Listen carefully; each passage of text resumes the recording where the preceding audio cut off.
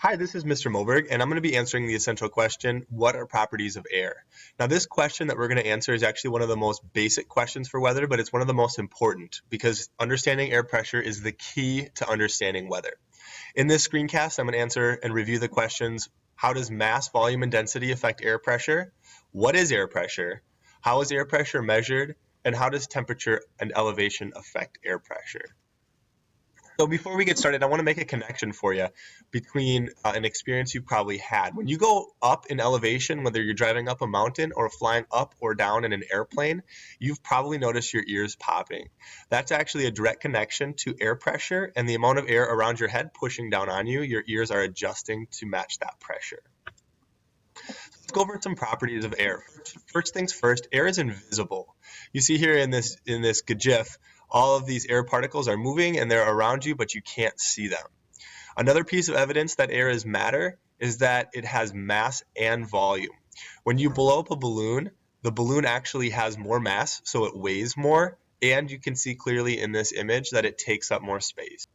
Another property of air is that its density and pressure can change. Two things that can affect density and pressure is temperature and altitude, and we'll talk more about that in a minute. Before we do, I want to answer the question, first of all, though, what is pressure? And what does this mean? What have you maybe experienced that shows pressure? Well, when you dive down deep in a pool, the deeper you go, then you'll notice that there's pressure pushing down on your head, and that is a great example of pressure because there's a lot of water. The deeper you go, the more water there is pushing down on you. So what does that have to do with air pressure? What is air pressure? Well, even though it's invisible, right now in this room, if you were to measure directly above you all the way to outer space, there is a whole bunch of air that's on top of your head that's pushing down on you, and that is what we call air pressure. How do we measure air pressure? Well, the we use is called a barometer. There's actually a couple different kinds, and here's how it works. The more air pressure there is pushing on this liquid, in this case it's mercury, there can be other liquids that work, the higher up that liquid goes, and it measures a higher reading. We measure this in units called millibars or inches of mercury. Things that affect air pressure, volume. In these two images, we have a high volume. In other words, the particles are spaced out, which creates a lower pressure. And on the right here, we have the particles, same amount of particles, they're condensed and they're pushed closer together, which ends up pushing more, creating a higher pressure.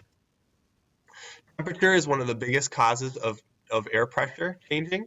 In these images, we can see here these particles are moving slower. Therefore, they're a little bit closer together, as we see here on the left, which means that there's more particles to push, which creates a higher pressure. While on the right, these particles are moving quickly, which end up taking up more space. As you see here in this image, there's less particles to push, so warmer air creates a lower pressure. Another thing that affects air pressure is altitude. If we did a zoom in of the atmosphere and we started at sea level and we worked our way all the way up to outer space, we would find that the particles are more densely packed together the lower you are at sea level, and the higher you go, they are more spaced out. In other words, there's a higher pressure the lower the altitude, and a lower pressure the higher the altitude. So can pressure crush something? And the answer is yes. Now, the reason that you don't get crushed by the atmosphere or this balloon doesn't get crushed by the air around it is there's actually air inside pushing out on the balloon with the same intensity that the air on the outside is pushing in. So that pressure is matched, which means that there's no movement of air and no crushing. The same is true for the way that your body reacts to the air in the atmosphere. Your body is pushing out at the same intensity that the air is pushing in. Let's recap real quick. Although air is invisible, it's made of mass and has volume. The air density and pressure can change depending on a few factors.